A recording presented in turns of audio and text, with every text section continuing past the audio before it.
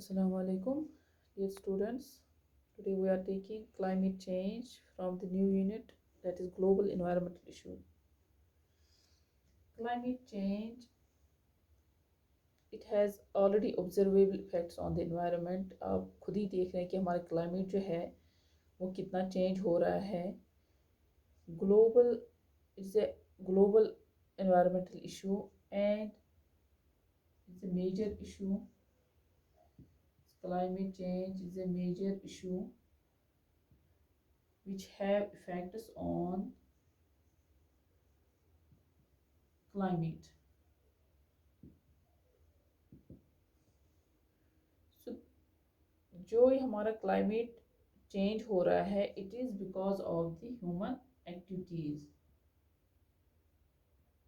Activities की वजह से हमारा क्लाइमेट जो है वो चेंज हो रहा है. फॉर एग्ज़ाम्पल हम देखते हैं कि यूटिलाइजेशन जो हम करते हैं फॉसिल फ्यूल की,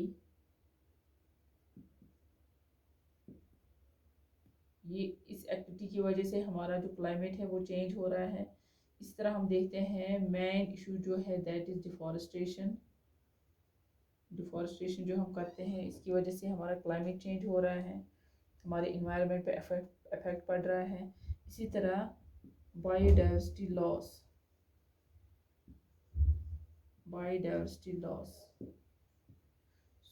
एक्स्ट्रा बहुत सारे ऐसे एक्टिविटीज़ जो है हमारी एक्टिविटीज़ की वजह से जो हमारा इन्वायरमेंट जो है वो अफेक्ट हो रहा है. तो इनकी वजह से जो हम एक्टिविटीज़ करते हैं विच रिलीजेस, इन एक्टिविटीज़ की वजह से हम बहुत जो गैसेस हैं that is released in large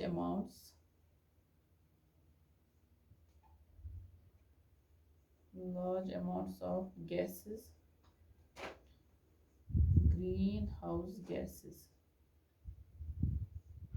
for example हम बात करेंगे कार्बन डाइऑक्साइड की. ये हम हमारी एक्टिविटी की वजह से ये जो गैस है ये हमारे एटमॉस्फेयर में जाता है, हमारे इन्वायरमेंट को अफेक्ट करता है. इन टर्न हमारा जो क्लाइमेट है वो चेंज होता है. तो यहाँ पर जो ये कार्बन डाइऑक्साइड है ये ग्रीन हाउस गैस है. ठीक है, अब ये किस एक्टिविटी की वजह से हमारे एटमॉस्फेयर में इसकी कंसंट्रेशन बढ़ती है, that is because of deforestation, जो कि एक मेजर इशू है डिफॉरेस्टेशन. इसकी वजह से कार्बन डाइऑक्साइड जो है वो इंक्रीज़ हो जाता है, इसकी कंसंट्रेशन जो है वो इंक्रीज़ होती है एटमॉस्फेयर में, क्योंकि हम कटिंग ऑफ ट्रीज़ करते हैं. जो कार्बन डाइऑक्साइड हमारे एटमॉस्फेयर में अवेलेबल होता है वो ट्रीज़ जो है वो उसको एब्जॉर्ब कर लेते हैं. लेकिन जब हमने डिफॉरेस्टेशन की तो वहाँ पर इस कार्बन डाइऑक्साइड की कंसंट्रेशन एटमॉस्फेयर में बढ़ जाती है. सो दिस क्लाइमेट चेंज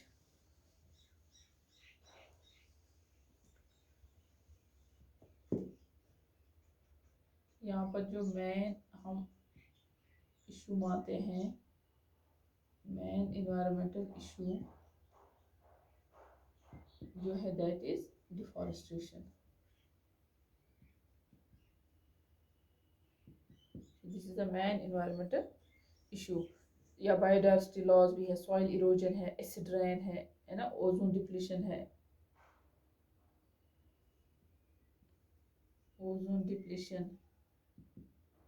इसी तरह एसिड रेन, सॉइल इरोजन,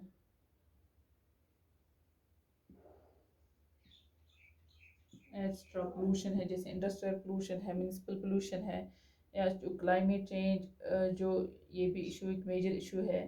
ठीक है, सो ये जब ये इश्यूज जो हो रहे हैं it is all because of the human activities. अब हम देखेंगे कि ह्यूमन एक्टिविटीज़ से कौन से ग्रीन हाउस गैसेस जो है, कौन से गैसेस एमिट होते हैं हमारे एटमॉस्फेयर में जिससे हमारा इन्वायरमेंट इफेक्ट होता है और जिससे हमारा क्लाइमेट चेंज होता है.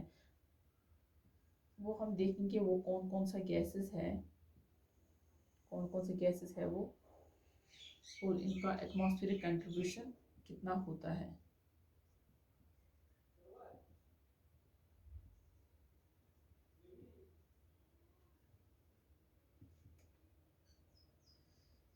यही हम लेंगे. पहला कार्बन डाइऑक्साइड जो मैंने अभी बोला, बिकॉज ऑफ आवर एक्टिविटीज़ ये कार्बन डाइऑक्साइड कंसंट्रेशन इंक्रीज होती है एटमॉस्फेयर में। इसी तरह हम देखते हैं CFCs, इसी तरह हम देखते हैं nitrous oxide, ozone and water vapour.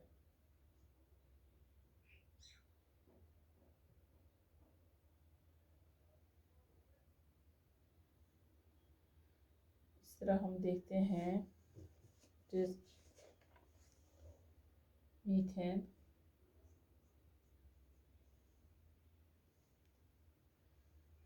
यहाँ पर हम देखेंगे कि कार्बन डाइऑक्साइड की जो कंट्रीब्यूशन रहती है इट इज़ 60%, CFCs की कंट्रीब्यूशन जो रहती है it is 14%, and nitrous oxide, ozone और water vapour it contributes about 6%, and methane it contributes about 20%।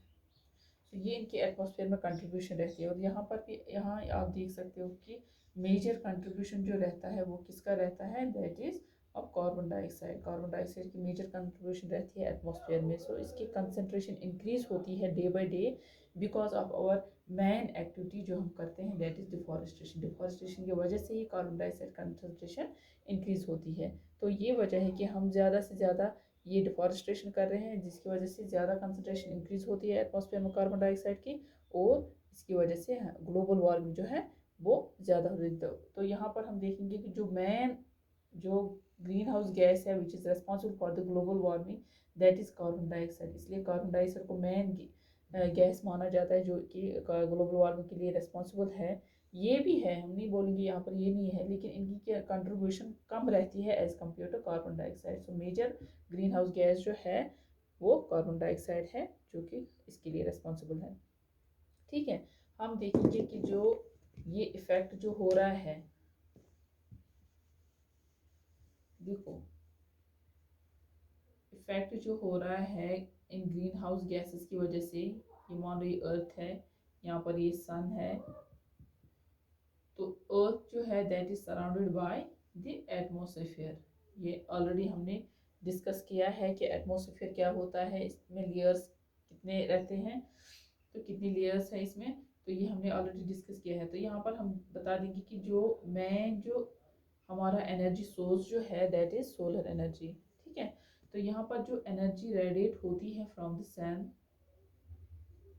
जो रेडिएशंस आती हैं अर्थ सरफेस पे, अर्थ सरफेस जो है वो स्ट्राइक होती है इन रेडिएशंस की वजह से, और यहाँ पर जो अर्थ सरफेस है वो in the form of heat जो है वो एब्जॉर्ब कर लेती है इन रेडिएशंस को। और उसके बाद हम देखते हैं as the earth surface that warms up, जब ये अर्थ सरफेस वार्म अप हो जाएगी, ठीक है, तो ये इमिट करेगी, उसके बाद ये वार्म हो जाएगी, इसके बाद ये इमिट करेगी increasing amounts of these infrared radiations. अब ये यहाँ से वार्म हो गई है, सरफेस वार्म अप हो गया है, अब ये इमिट करेगी रेडिएशंस को, और ये रेडिएशंस किस साइड इमिट हो जाएंगे, टूवर्ड्स द स्पेस। ठीक है, एटमॉस्फेयर में इमिट हो जाएंगे और ये उनको जाना है स्पेस में। लेकिन यहाँ पर जो रेडिएशंस हैं ये इनको एब्जॉर्ब कर लेंगे ग्रीन हाउस गैस से, जो मैंने अभी यहाँ पर बताया, जो कि हमारे अब एटमॉस्फेयर में प्रेजेंट है, नाइट्रस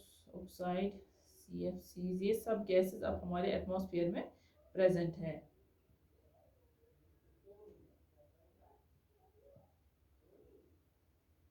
हर जगह पर हम देखेंगे कि ये गैस प्रेजेंट है, ग्रीन हाउस गैसेस। अब यही रेडिएशन ये इमिट जब होती है फ्रॉम द अर्थ सरफेस, तो ये स्ट्राइक करेगी इन गैसेस के साथ, जो भी ग्रीन हाउस गैस एटमॉस्फेयर में प्रेजेंट होगा इनके साथ स्ट्राइक करेगी। जब ये इनको स्ट्राइक करेगी तो ये गैसेस जो है these are also called the heat trapping gases. जो भी ग्रीन हाउस गैस जो है इनको हम हीट ट्रैपिंग गैसेस बोलते हैं, क्योंकि ये इस हीट को एब्जॉर्ब कर, इसको ट्रैप कर लेती हैं अपने अंदर। तो जिसकी वजह से ये गैस जो है, इनकी वजह से ये हमारा एटमॉस्फेयर जो है ये टेम्परेट हो जाता है। ठीक है, यहाँ पर जिन रेडिएशंस को इमिट होना था टुवर्ड्स द स्पेस, ठीक है, अब ये इमिट नहीं हो गई उस स्पेस में। क्यों नहीं हो गई, क्योंकि यहाँ पर ग्रीन हाउस गैसेस हर एक जगह प्रेजेंट था, तो उन्होंने इन रेडिएशंस को एब्जॉर्ब कर लिया, और जब ये एटमॉस्फेयर टेम्परेट हो गया, इसने किसको इन टर्न टेम्परेट किया, अर्थ को टेम्परेट किया, ठीक है। अब इन्होंने यहाँ से एटमॉस्फेयर टेम्परेट हुआ है और इसने इस अर्थ को अब फिर से टेम्परेट किया, इसीलिए यहाँ पर हम बोलते हैं कि जो अर्थ का अपना एवरेज टेम्परेचर है उसमें इंक्रीज होना, ठीक है, वो किस वजह से इंक्रीज हो गया, because of this green house gas, क्योंकि ग्रीन हाउस गैस ने एटमॉस्फेयर को टेम्परेट किया था, अब इस वजह से ये अर्थ फिर से टेम्परेट हो गई, that is called the global warming. अब जो इफेक्ट हो रहा है कि ग्रीन हाउस गैस जो है वो एब्जॉर्ब कर लेते हैं इस हीट को, फिर से अर्थ को हीट कर देते हैं, इसको हम बोलते हैं green house effect, green house effect. So green house effect किस वजह से हो रहा है, ग्रीन हाउस इफेक्ट हो गया कि हमारा अर्थ जो अर्थ एवरेज टेम्परेचर जो है उसका वो उसमें इंक्रीज होना, या जो ये ग्रीन हाउस गैस जो एब्जॉर्ब कर लेते हैं उस एमिटेड रेडिएशंस को, जो कि from the surface of earth जो एमिट हुई थी उनको इनने एब्जॉर्ब कर लिया था, तो इस प्रोसेस को हम बोलते हैं ग्रीन हाउस इफेक्ट। तो green house effect occurs because of the green house gases, ठीक है। तो यहाँ पर इनकी वजह से हमारा जो एटमॉस्फेयर है वो भी टेम्परेट हुआ, तो इस फिनोमिनन को हम बोलते हैं ग्रीन हाउस इफेक्ट।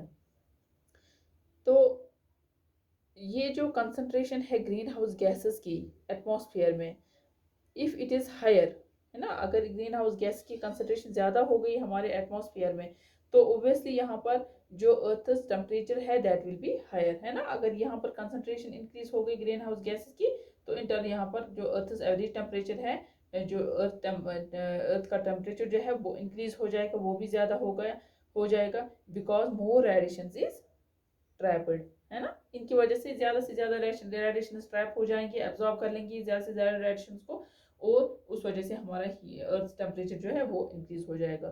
तो यहाँ पर मैं आपको लास्टली बता दूं कि जो जो अर्थ जो है, अर्थ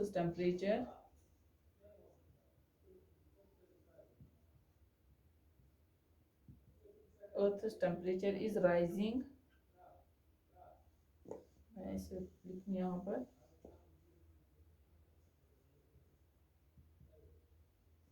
rising of earth temperature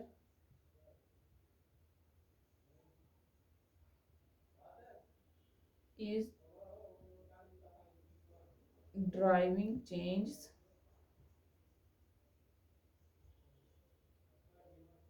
in rainfall patterns, rainfall patterns, extreme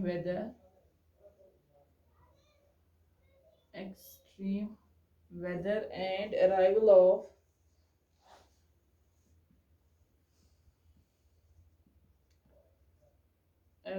of seasons, extra, है ना।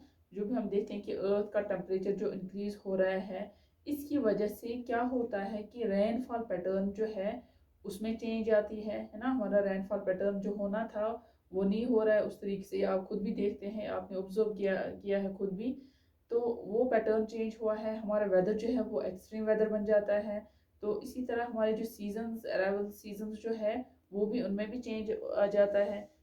तो यहाँ पर हम कलेक्टिवली बोलेंगे कि जो ग्लोबल वार्मिंग जो हो रहा है, global warming and it is effects, एक तो ग्लोबल वार्मिंग जो हो रहा है ना, और उसके जो इफेक्ट्स जो हो रहे हैं उसी को हम बोलेंगे that is the climate change. क्योंकि आपने खुद ही देखा अभी कि क्लाइमेट चेंज कैसे होगा, because of the green house gas temperate करते हैं हमारे अर्थ को, और अर्थ टेम्परेट हो जाता है, तो उस वजह से हमारा जो रेनफॉल पैटर्न्स है वो चेंज होगा, वेदर चेंज होगा, सब कुछ वहाँ पर हमारे इन्वायरमेंट में चेंज आ जाएंगी।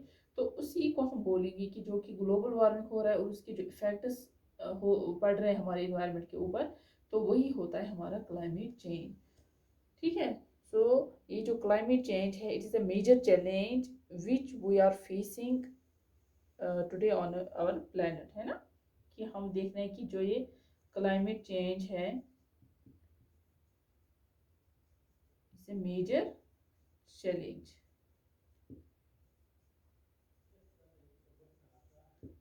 ठीक है। तो ये हम देखेंगे कि जो इसके इम्पैक्ट जो पड़ रहे हैं क्लाइमेट चेंज के जो इम्पैक्ट्स है, those are the adversely effects on mostly on the poor people. ज़्यादा हम देखेंगे कि ज़्यादा जो बेचारे गरीब जो पीपल होते हैं उन पे ज़्यादा इसका इफ़ेक्ट रहता है, क्योंकि उनके पास ऐसी फैसिलिटीज़ अवेलेबल नहीं होती हैं कि वो उनको फेस करें उन इफ़ेक्ट्स को, इम्पैक्ट्स को। ठीक है, तो ये था हमारा क्लाइमेट चेंज।